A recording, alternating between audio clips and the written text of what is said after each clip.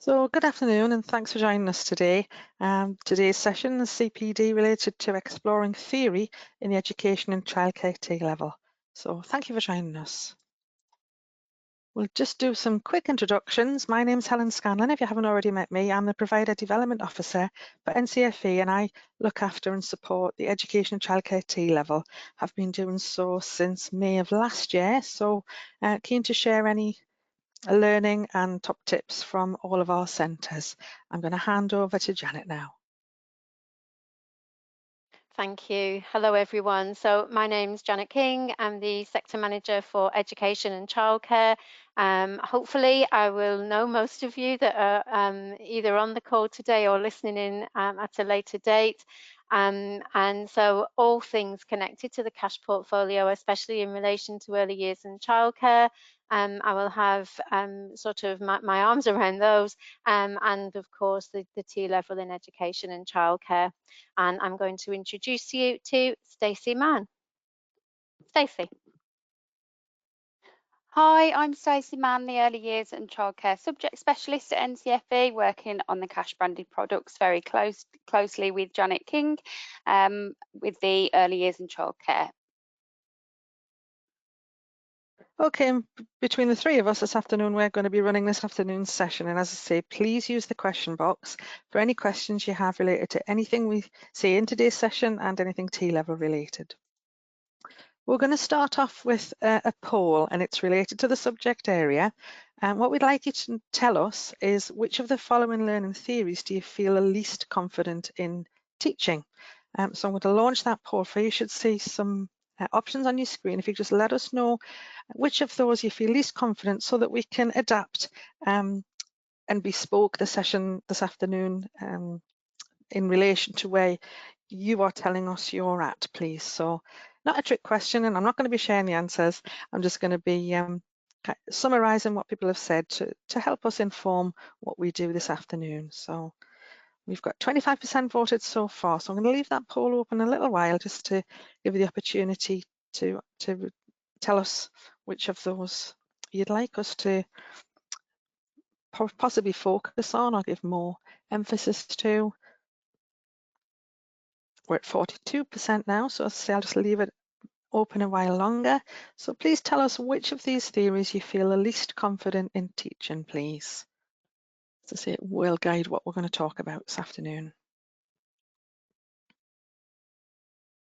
Oh, we're nicely up to 50% now, so I will leave it a bit longer. We'd like to get as many responses as we possibly can, please.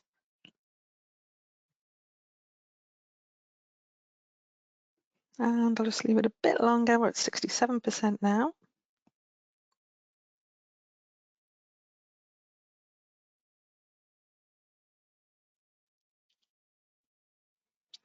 So which of those do you feel least confident in teaching, please?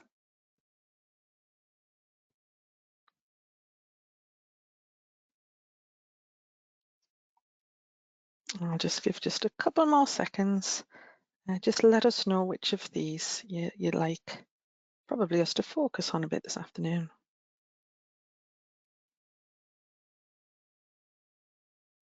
Okay, I'm going to close the poll now. I'm going to share the results just so everybody can see where we're at. As you can see, there is a big number there for connectivism. So I'll put my teeth in, and that's great. Thanks for letting us know.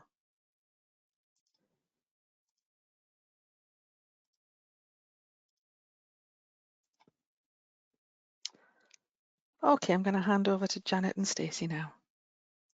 Thank you. Thanks, Helen. So what we're going to do on this webinar is just have a look at some of these different theoretical approaches, take some time just to explore them and to give them a little bit of context. And also, and perhaps most significantly, we'll take that time to have a look at how they could be introduced in a simple and straightforward way, or as much as possible anyway, in terms of activities and experiences that you can do with the students to try and bring these theories alive, and more importantly, to try and get some grounding, to take away complexities and just to have an understanding of these different approaches and how they work. When we think about theoretical approaches, we always sort of consider that nature nurture sort of approach as the two theoretical perspectives. And what we're going to do today, we'll explore different theoretical approaches in this way. But please don't worry if some of these terms are unfamiliar to you, because the associated theorists won't be. And as we sort of look through and we think about that poll and what the poll is suggesting in terms of connectivism, I would also be putting my hand up and saying, what is that? So when I first looked at the outline criteria, and I just wanted to reassure you that A, I had to refresh on everything, and B, I had to explore connectivism. So I feel as though we're all in good company on the webinar at the moment, so that's great. So the theoretical approaches, obviously, that we're going to look at there, behaviorist, constructivist, cognitivist, humanist, and connectivism. And today, Stacey and I will sort of run through some of these key features and traits associated with each approach to try and see, okay, let's remind ourselves what these are. Let's take some time to contextualize these theoretical approaches, to name some of the more widely known associated theorists, and then also what can we do to try and include our students in the teaching and learning environment when we're introducing these theoretical approaches. So let's have a look then at behaviorism. Okay, so as I said, sorry, we're going to discuss each of those traits. So key concepts underpinning a range of theoretical approaches. Let's start with the behaviorist approach. So what this is telling us is that behavior is shaped by external stimuli, things that are going on around us, rather than internal cognitive processes. So things that are happening with us that actually may condition, we hear these words, conditioning associated with behaviorist, positive and negative reinforcement, and how a modification of behavior and learning are all things that might be associated with the behaviorist approach. So continuity central to long-term associations. In other words, we're looking at that habituation, habit forming, the responses that we make that are actually learned because of the experiences that we have.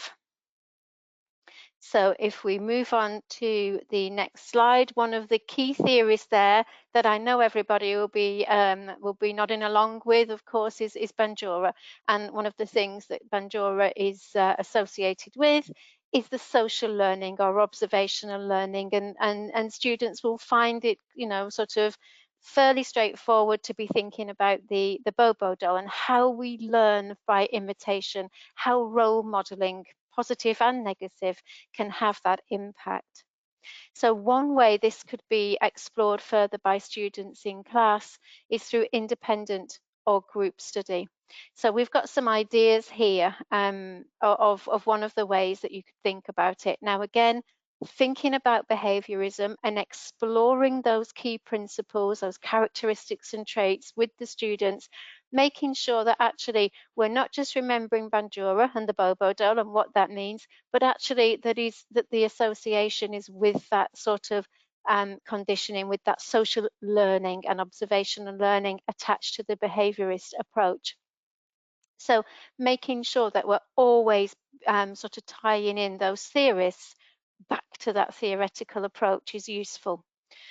So independent or group study to discuss the influence of the environment and the role of nurture on behaviour and personality is a key feature, and I think having lots of those discussions is really useful, where the students can begin to think about what do we mean, the influences of the environment, what makes up our environment, for example, what sorts of role models do we have, and how do we change our behaviour in different to suit different situations. And we learn that.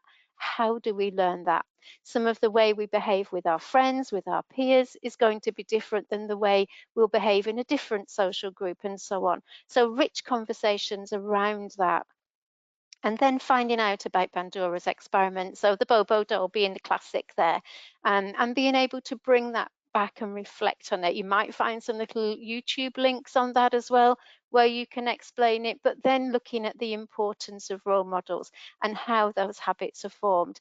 And of course, how young children are sort of influenced by their environment in such a strong way from the people who are important to them. And of course, the first touch points there being the family. So, of course, Pavlov, again, associated with classical conditioning, and we'll all remember, you know, about the salivating dogs and about that sort of responding to the stimulus, the ring of the bell and the association with food and so on. So these are all what things that will help students to understand what do we mean by conditioning. To us, you know, it might be something that we're just refreshing on. Oh yeah, I remember that. That's conditioning, you know, and it makes sense straight away to a young student or to a student who's looking at this theoretical approach for the first time. It's enough to think, right, behaviorism. I've now got two people that I need to think of that are associated with that. There are sort of generic key traits associated with that.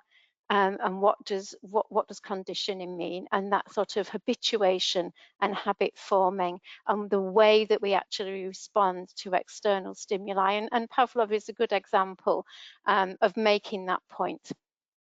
So that's something that students could do. And then, of course, we've got another example here, Watson. And this, again, prediction, habit, repetition. And one of the things that Watson did, and I always struggle with it from an ethical point of view, as a lot of these experiments have got ethical issues that perhaps, you know, back in the 1920s would have been okay, not so okay now, and never were, but there we go. So Watson did some experiments, and he looked at little Albert, and the little Albert is again another way of contextualizing what was going on here in terms of association, in terms of we respond in the way we do based on the experiences that we've had, and therefore the associations that we make.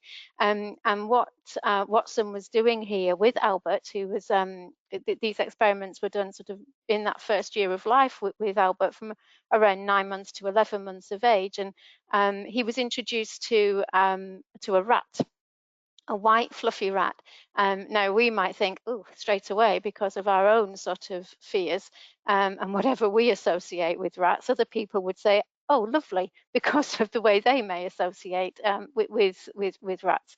However, Albert was fascinated by the creature, so you know, was just watching, didn't have any fear, was happy to be in the company of, and so on.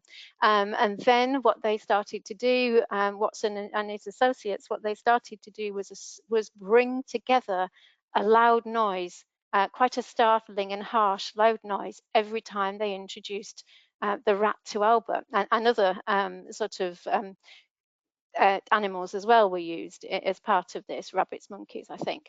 But the rat in particular is interesting. So from being fascinated and fearless, Albert became sort of really astonished and shocked by the loud noise, and very quickly began to cry and react in quite a distressed way when the rat was brought forward, because Albert was waiting for the noise, which of course upset him. So those again are ways of exploring, why do we behave the way we do? Why do we respond in certain situations the way that we do? What are we really forming an association with, and what are we being conditioned by? And those are all good, rich conversations that students can have. So we'll move on and think about Thorndike here. So Thorndike, again, associated with conditioning. So operant conditioning, and you know, we hear about behavior that's encouraged through reward. Operant being the term given to behavior that precedes a reward. For example, a treat awarded for desired behavior. And we use that, don't we? So the treat could be anything, and we might use it in a way to make sure in our way that that behavior is going to hopefully be repeated, and then it becomes a sort of, well, we play with it then, you know, you're not going to have that now, and we start to take it away, and that's when you build on Skinner. And again, there's some ideas there, comparing and contrasting, but Skinner would be looking at that and taking that sort of operant condition and looking at that from both sides, if you like. So he's thinking about reinforcement, both positive and negative, and the influence of reinforcement on behavior. So behavior that is positively reinforced through a positive gesture or praise is more likely one to be repeated. And yes, absolutely. We soon, when we're sort of working in social situations, we know how to respond. We know that a smile is a good use of body language. A nod in the right place is a good affirmation and a good sort of positive show of body language. But we also use negative reinforcement. And according to Skinner, he was saying when we use negative reinforcement, this is when that behavior is less likely to be repeated. So positive and negative reinforcement on behavior. Again, that's being imposed externally, that will then help to form these associations and shape and modify the behavior of the individual. And good ways there to make sure that that's explored would be to think of, having a discussion where students can think of examples of positive and negative reinforcement. They could do that in small groups. They could do that as part of a large group discussion. They could find out more about Skinner and then come together to discuss examples as part of a larger peer group. So I think that would be really important in terms of making sure students are understanding. So when we think about behaviorism, we're thinking about the nurture. Remember, we said everything sort of is hanging from those two theoretical perspectives in one way, shape or form along that continuum. And if we're thinking about behaviorism, we're thinking about the external. We're thinking about the nurturing side of that theoretical perspective and the people that are associated with that and some of those key people that we've talked about today. Okay, I'm going to hand over to Stacey, and Stacey's going to take us through. Oh no, we're going to have a quiz. I always miss the quiz. Thanks Sorry, for that, Helen. Janet. That's okay. I've already put that link into the chat. So we do have a Microsoft Forms quiz for you to have a go at the moment. You can either scan the QR code using your camera on a mobile phone or a tablet, or you can click on the link that I've put into the chat. I'm just going to very quickly say you've been describing my tropical fish, because I have a tank of tropical fish and I don't have the light on normally. I put the light on when I'm going to feed them, and now every time I put the light on, they all swim to the top knowing they're going to get their food. So it works on many different levels, doesn't it? So yes, that's a quick quiz for you to please do. As I say, you can either click on the link that I've put into the chat, or you can scan that QR code. I'm going to bring that quiz into the view for the session now, just so you can see it being completed live. So if you haven't used Microsoft Forms before, this is quite a simple and an easy way of just creating some kind of little quiz to get people to tell you what they know about a topic. So we've done some of the topic already, and some of the questions that you'll see on the quiz we'll have already covered, but some of them we haven't yet. So this could be a quiz to find out starting points, or as a plenary at the end of something. But this is a Microsoft form. You'll see in my version the right answers are there, and we don't have any responses as yet. So I'm just going to chat away for a little while you have the opportunity to do it. If you have any problems, please let me know.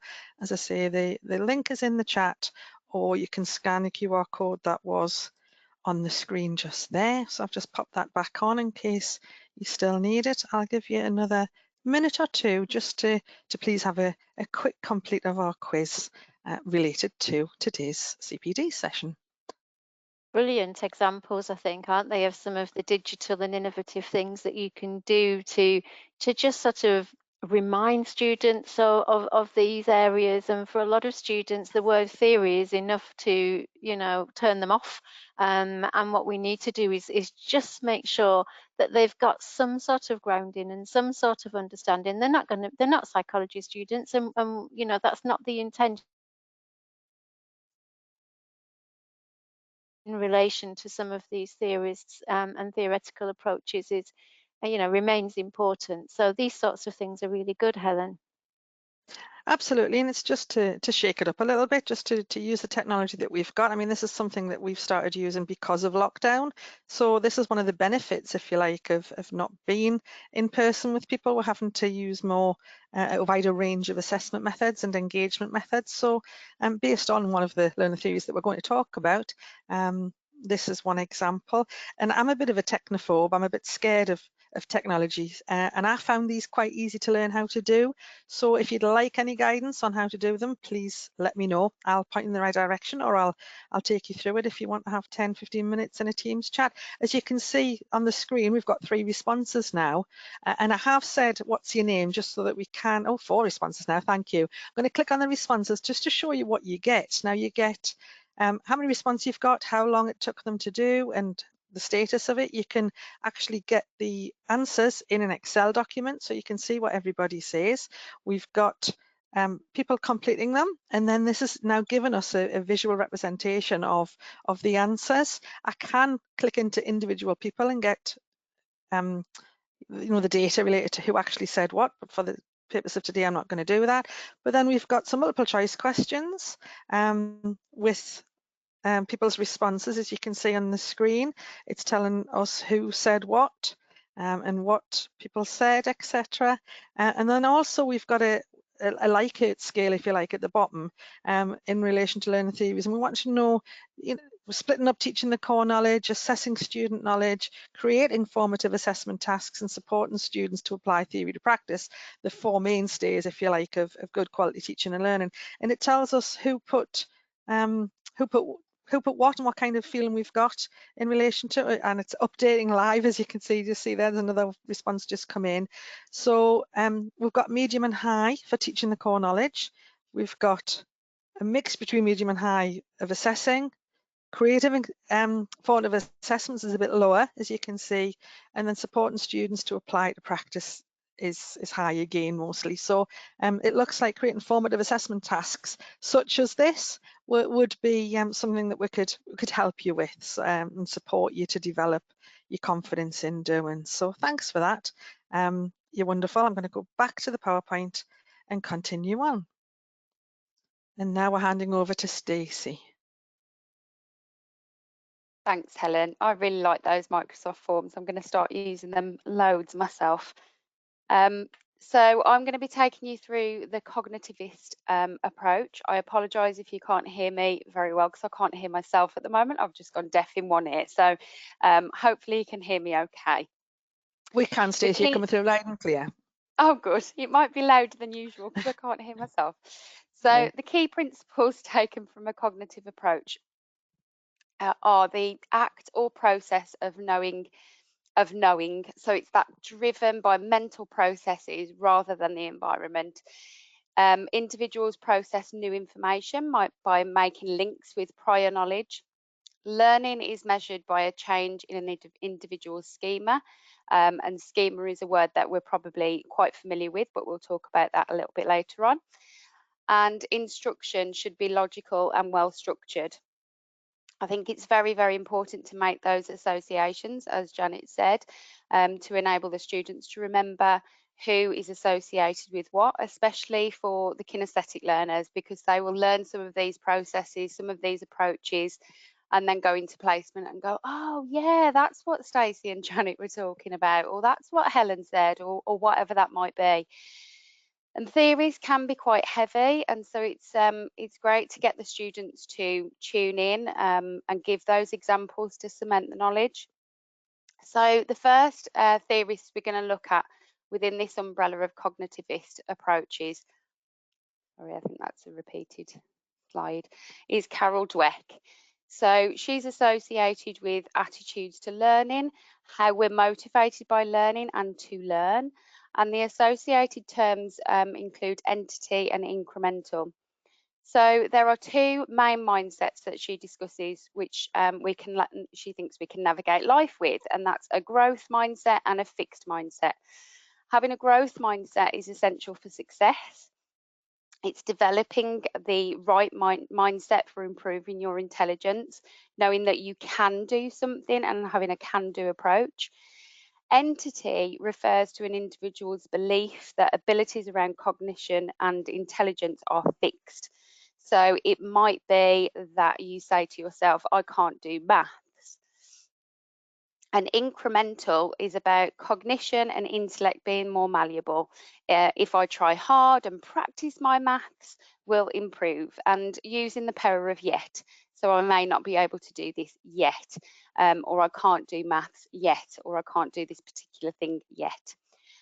This is something that's quite popular at the moment. My children in school do this. They have posters on the walls all about growth mindset, and they talk to me about growth mindset when they come home, especially if I say something that is a fixed mindset.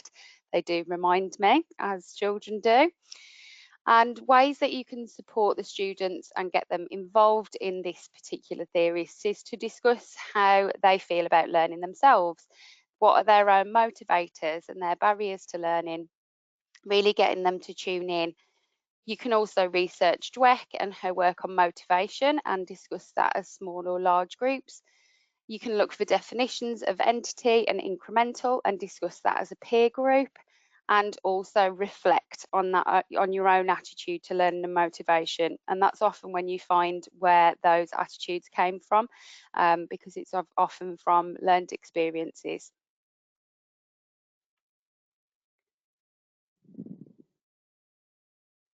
And then we move on to Gagne, who is not as well known, but was an educational psychologist who pioneered the science of instruction in the 1940s.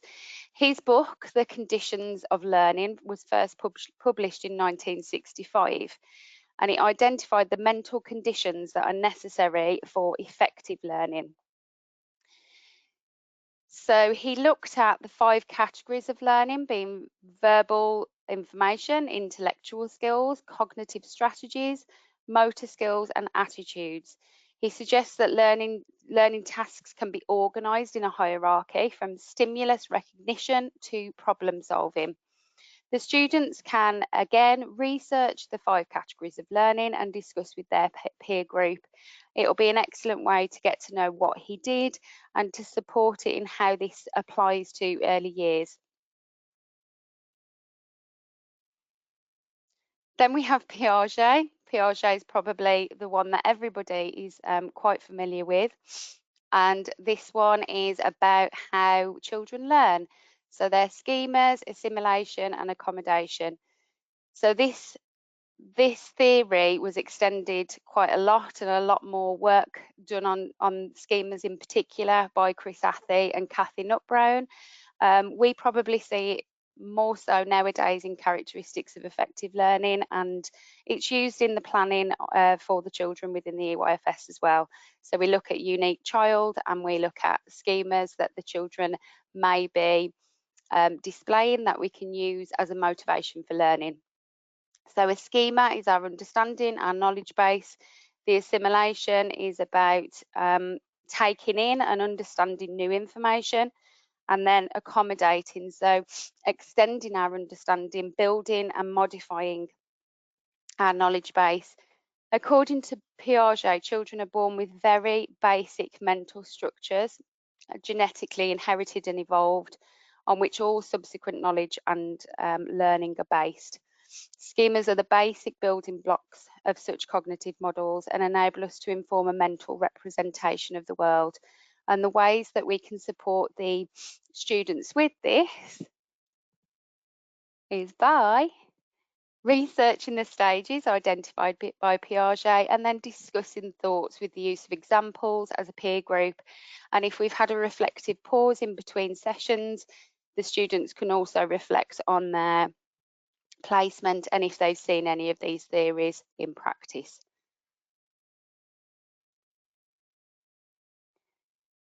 Then we move on to constructivist approach. So the key principles of a constructivist approach are individuals create their own understanding by linking new information to previous experiences and cultural factors. Knowledge is constructed through interactions between the teacher, and the student, in which the teacher scaffolds learning to encourage greater independence. Instruction is organised around problem solving, projects and cooperative learning.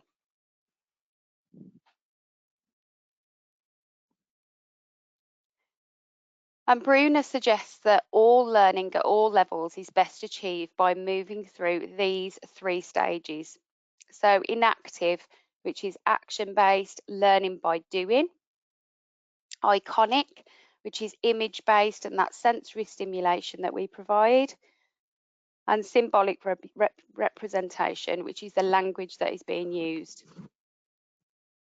To explain this as a constructivist, we need to think about how individuals link new information to previous experiences, taking into account particular cultural factors. And again, we can do some research on Bruner here and look at, in particular, scaffolding, and use examples to describe how adults in education and childcare scaffold learning for children and young people. And again, this might be something that they have already seen, or something that they've done with, if they haven't been on placement, it might be something that they've seen with siblings or cousins or any children that they've been around, where there's just that opportunity to scaffold learning for the children that they're working with.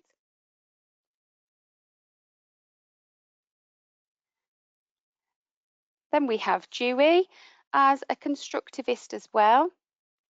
Children learn effectively through active engagement and interaction with their environment, active in their learning, experiential, problem-based learning, inquiry-based learning.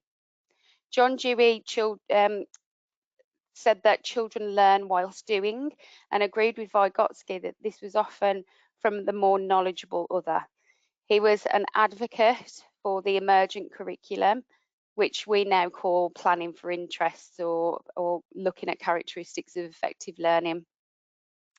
So again, we can research the terms highlighted in this statement that you've got in this PowerPoint presentation, and use examples from teaching and learning to explain Dewey's approach. One of the ones that we're probably a little bit more familiar with, I know that I am, I'm presuming everybody else is as well, but Vygotsky, the new learning and the role of the teacher, scaffolding and recognising the significance of personal and cultural experiences. There's so many examples that we can use for this one, and we can really get the students to tune in and think about when they have had to have some support and some scaffolding with something that they're learning. So a really good example is driving. So you can drive forwards and backwards, but you can't yet parallel park without your teacher by your side. And you can really see how some of these theories are embedded within the EYFS and within the stages of development. The zones of proximal and actual development, the difference between them is what a learner can do without help and what they can do with help. Now we have got a possible video here. So some of the things that you can do are just there as well, researching the zones of proximal and actual development, reflecting on how you learn new skills, and you can also do things practically. So try to learn a new skill such as origami or a new card game, and think about how important that scaffolding process is.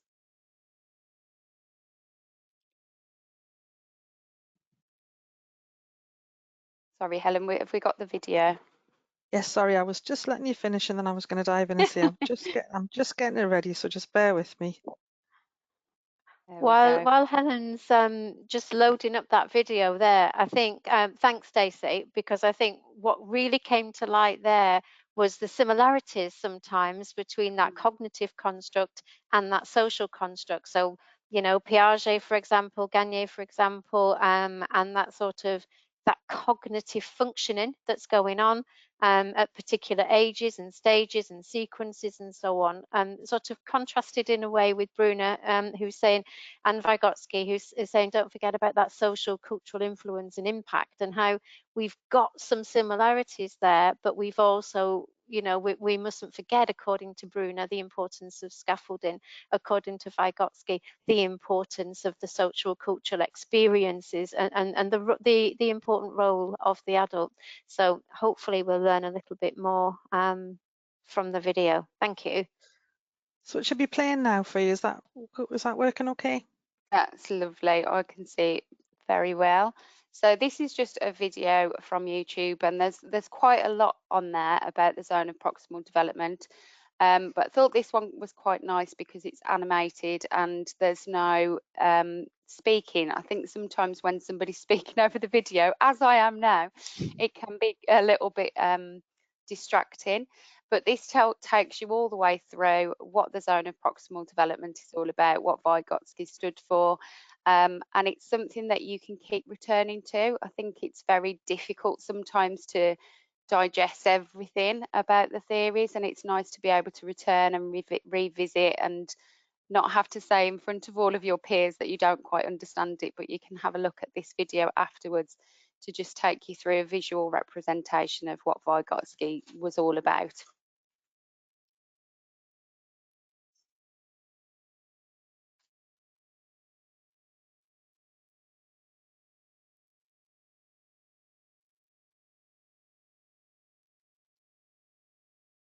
It also simplifies the theory without simplifying it too much so that you don't understand exactly what it is. So this is quite a nice one for ZPD. And I believe the link is there for you in the chat.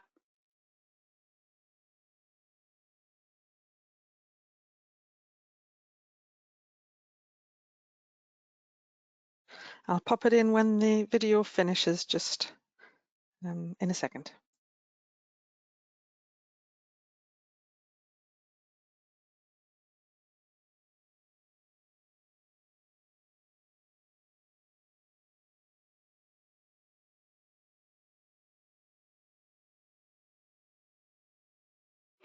It's a nice way also to break up the teacher talk, so giving them an opportunity to see something visual and just having mixed medias throughout the lesson plan, really. I think I said lesson plan then because it's there in capital letters.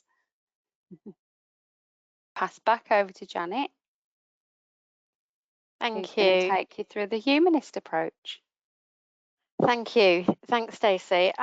Always reminds me when I hear about Vygotsky, it just always takes me back to the classroom, and so much fun was had where students were trying to actually share a skill that they had, and we had some wonderful things from very complicated card games to sort of learning a new activity. Do you remember the cat's cradle thing, with the activity with string and so on, and students would share that kind of skill or a piece of origami, anything, with their peer, and we'd have such fun trying to learn it and then breaking it down and say, well, that's far too complicated, let's just take it one bit at a time. And the idea of scaffolding that learning came into play. So yep, some good memories there. Thank you. Okay, so we're going to move on to look at the humanist approach. Now, this might be something that some of you are more familiar with than others, but what you will find as we go through it, it is probably the one that is one of the easiest to understand. So if we think about the key principles of a humanist approach, learning is a holistic experience in which individuals construct knowledge in the context of their own unique feelings, values, and experiences. Feelings are as important as knowledge in the learning process, and teachers facilitate personalized, student-led education. And that is so apt, isn't it, in the way that we approach quality teaching and learning at the moment. So we're thinking about, and you will, as experts in teaching and learning, you'll be thinking about the needs of each of your students, the ones who aren't, you can tell they're not listening, the ones who you think there's something else on their mind, I need to have a word. And you adapt your teaching on the spot reflection in action, as Shern would describe, and that happens all of the time. So I think it's about looking, that is a humanist approach to teaching and learning. And so the child-centered approaches that we hear about as in the context of effective quality teaching and learning for young children, and the idea of differentiation and an appreciation, if you like, of that cognitive blueprint and that social construct and the experiences and so on from behaviorism, all brought together in that sort of nature nurture halfway house, if you like, that the humanist approach is appreciative of. Now, one such example, if we look on the next slide, would be Bronfenbrenner. And Bronfenbrenner really in plain, simple, straightforward terms was thinking, what are these things that are going on in our environment? What are the influences on development? So the ecological systems theory, environmental and societal influences that impact on child development and learning, all those interconnections that exist between the child, family, educators, and of course the cultural, spiritual experiences and influences as well, and the level of impact that that has. And Bronfenbrenner represented this through 4 ecological systems that you can see there. And this is often illustrated in diagrammatic form, literally as sort of ripples around the child or young person. So you're thinking about, okay, what's in that microsystem? And you know, students can have a go. They can think about this for themselves to help them to come to terms with some of the new terminology. Just as when you're, you know, Stacey was talking about Piaget and schemas, assimilation, accommodation, Vygotsky and the zones and so on, and all of those are the terms that are being introduced that we're familiar with, that we might need a bit of refresh on every now and again because we're not teaching them every day, so we're not using them in terms of everyday language necessarily, unless we're psychology tutors, then we might. But if we're then sort of refreshing our memories, we need to make sure that we're continually refreshing the memories of our students. So yet another set of terminology here from Bronfenbrenner. So that microsystem, what is sort of in that inner circle? What about the mesosystem, the relationships between family carers, wider families, educators, that next layer, if you like, the exosystem, factors impacting families, such as changes in family dynamics. And you can see how this has got this sort of two-way process and that interconnection, and how those layers are permeated at sort of certain times when transitions occur, for example. And then the macro system, those cultural influences and the things that are actually, again, being seeped through into that central core of that microsystem. So it would be useful to talk about that and how that works. Using diagrammatic form, I would suggest, will help to bring that alive and make it make sense in terms of how one layer is impacting the other and so on. And then students may feel that they can find out a little bit more about that. So always seeing something from their own perspective. And where you can, when you're relating theory and theoretical approaches and perspectives to students, when they're being introduced to this wonderful world of theory for the first time, then it's always good to try and relate it back to them. So, you know, how does this work for you? Can we actually apply this to us? And that will help to sort of cement that understanding. So finding out more and then feeding that back and using those diagrammatics. Now, of course, Maslow, most of us will be nodding along here because we all are familiar with Maslow and that intrinsic motivation, the hierarchy of needs that allow for that facilitation of learning towards that the full potential as we go up those layers in that hierarchy. Again, something to think about, maybe thinking about the sort of physiological, okay, what are the basic needs? What do we all need? And having a bit of fun with that hierarchy. You know, what would be in your list of hierarchy for the student? And it's interesting, you know, as the world changes, what role would technology play in that? You know, don't take away my phone. You've upset my hierarchy of needs. You can have a little bit of fun with it, but you can also then bring it back to what is important for young children and young people, and the idea of making sure that those needs are met, and most significantly, in line with Maslow, of course, that need to make sure that each layer is retained, so that children are able to move through that hierarchy, and maybe thinking about children who are stuck, or a young person who's stuck in perhaps one of those layers, and why, what's going on that impacts, that you can relate to Maslow, perhaps through a case study, perhaps thinking about children in conflict and so on, to help that sort of disruption to Maslow's initial hierarchy of needs, and how the adult can then best support. So that would be useful to bring that alive, for example. We then go on to think about Malcolm Knowles, Carl Rogers. So Knowles was talking about that natural desire to learn, and that it can be facilitated through that person-centered appreciation and by providing the appropriate opportunities. So again, tuning in to that natural innate desire to learn, but also then being appreciative and facilitating that person-centered approach there.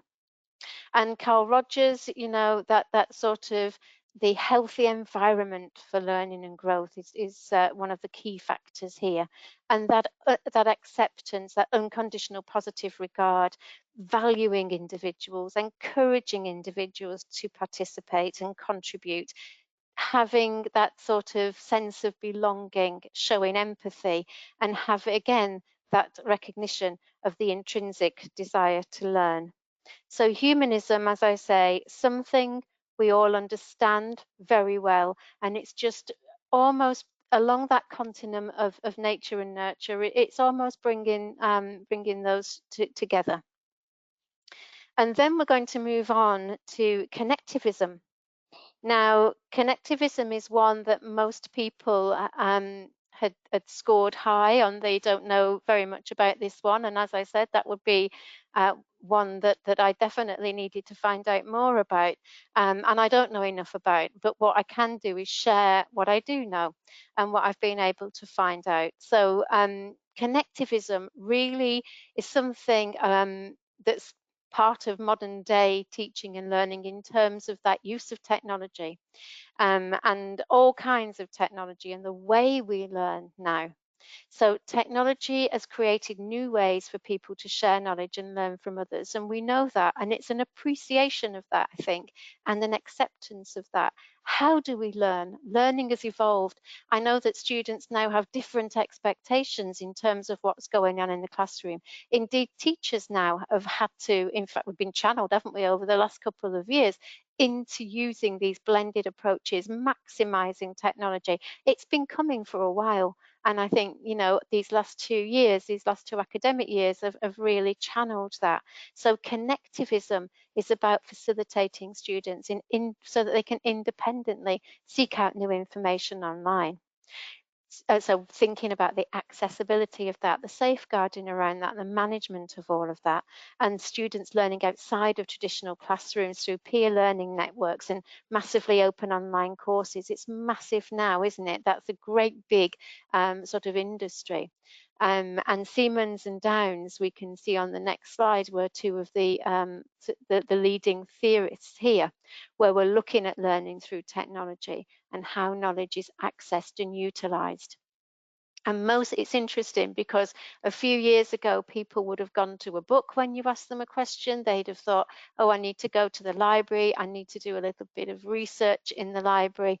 But, just coming forward a few years, and now the students, if we did do a poll, would probably say my first port of call would be the internet. I'd look it up, I'd find the definition, and I'd find it immediately with least effort. Why should I use as much, more effort than I need to get the learning that I need to take me to the next stage? So quite interesting, again, to have a discussion about that, and to perhaps look at some academic papers that explore that even further. So reflecting on the different ways technology is used as part of education and childcare, how does it compare with traditional classroom experiences? As I've just given you an example there, I still go for the pen, the paper, the book. The students would go, the younger students now would be looking for the internet, would be looking for technology to speed up the process. Don't waste my time going finding a book. Don't give me a reference that I need to look. I can just type that in and find it quickly. So it's sort of looking at all of those and the role of technology in modern teaching and learning environments. So that is what we understand by connectivism. Lovely, thanks for that. Thanks for that, Janet. That's brilliant. So we're going to try and demonstrate a bit of connectivism here using Jamboard. If you've never used Jamboard before, it has a range of things you can do with it. Basically, I've put the link to the Jamboard activity we're going to be doing into the chat. That's what it looks like. I get the link up, and basically this is what we had devised originally as more traditional teachers as a card sorting activity, and it's created a card sorting activity that can be done online collaboratively from wherever. So I'm just going to open that up, and that's what it looks like. You'll see that when you click on the link, I can see that there's somebody here, and basically what you can do as a collective is to click on the names. So click on the theory, click on the description, click on the main theorists, and move them around. As I say, it's like a card. It's an online interactive card sorting activity where I've got you together wherever you are in the country, kind of thing, wherever you are in the world. So yes, as you can see what's happening now, where people are starting to move those things around. So what I'd like you to do is join in, basically. Can you match the learning theories with the descriptors and the main theorists involved with them? Quite nicely, you can see that you're anonymous. I don't know who is doing what. You are an anonymous armadillo and an anonymous platypus so far, which is lovely. We can change that as teachers. We can find out who that is and ask people to put their names on. But basically, as you can see, people are starting to move those around, and that's how you could use connectivism in real life. It would be a card sorting activity in a classroom. However, it's a online card sorting activity using that connectivism approach. So another thing that I found very easy to do, and if I found it easy, it must be easy, because as I say, I am a bit of a technophobe. But if you'd like any support or guidance on creating your own Jamboards, they're free as part of the Office 365 suite. You can get an account and you're off and running.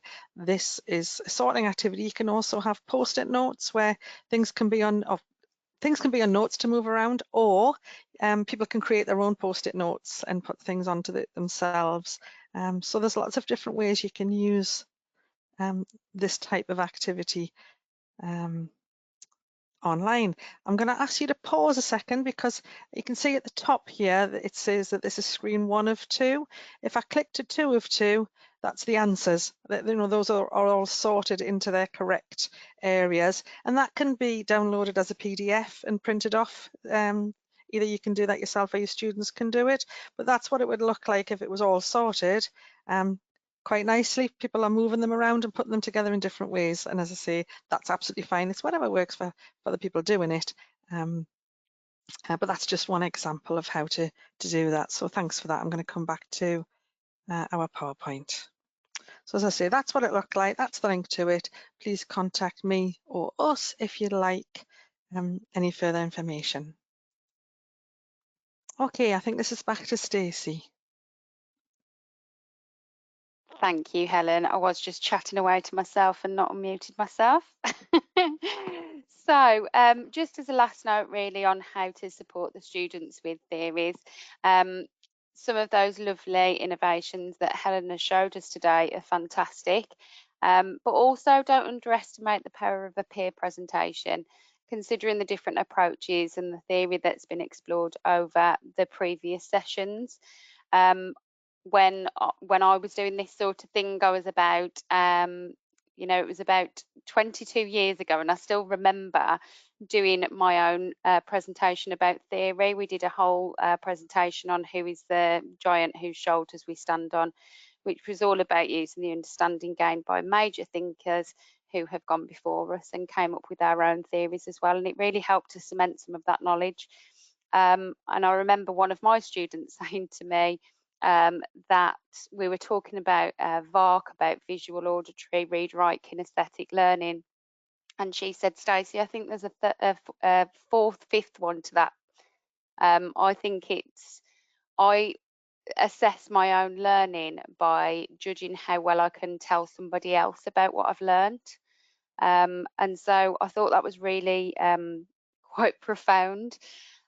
So using some of the knowledge worked on, they can prepare this peer presentation independently or in small groups, and that presentation can have some criteria to it, so outlining each approach, identifying examples, considering criticisms, and being prepared to answer questions from their peers and have discussions about that. And just draw your attention to the bottom part here that says alternative approaches that can also achieve that task is to create booklets and fact sheets, online discussions and resource development, and displays with information.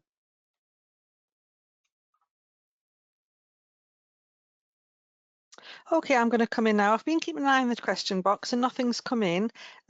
So there's nothing to actually answer at the moment. But as I said at the start, we do encourage questions. So if you think of any, please pop them in when we've got a couple of more minutes left. But we're going to go to a next poll, next and final poll. We want to ask you, after attending this session, has your confidence level in relation to teaching learning theories changed at all? Has it improved at all? Is it unchanged, or were you already confident and it's consolidated your understanding and confidence levels, if you like? So can you please let us know which on those you feel you're at, and it's just really for our information, just to ensure that you've got something out of it, whether, as I say, it's improved slightly or it's been consolidated, and you're now thinking, oh, I was on the right lines. That's just kind of confirmed that for me. So thanks for those who voted already. We've got 62% of people have voted so far. I'll leave it open for just a while longer. But while people are doing that, as I say, if you can just pop any questions that you have into the question box, you'll find the PowerPoint, PDF of the PowerPoint that we've used today in the handout section of today's webinar. So please download that and save it if you want to keep those links and things, because all the links we've used are also on the presentation. We're at 77%, so I'm just going to leave it a little bit longer while I ask Janet to come in with anything at all that she might want to add at this time. Thanks, Helen. I think while we're thinking about the different questions, it's also, I think, going to be useful for each other to think about how you approach theories. Have you got any sort of secrets up your sleeve in sort of how you introduce theories? You know, do you start with the nature nurture and then sort of work your way from either of those kind of viewpoints? How do you do that? That might also be something to consider. Lovely, thanks, Janet. So I'm going to close the poll now. Thanks for that, everybody. We've got, I'm going to share the results so you can see what people have said. So we do have 30%. We're already confident. That's great. It's consolidated, and possibly giving you some reminders of ideas that you might have used before or not tried before, and you could try them in this context. And then everybody else is either slightly or moderately improved their confidence level. So that's great. Thank you.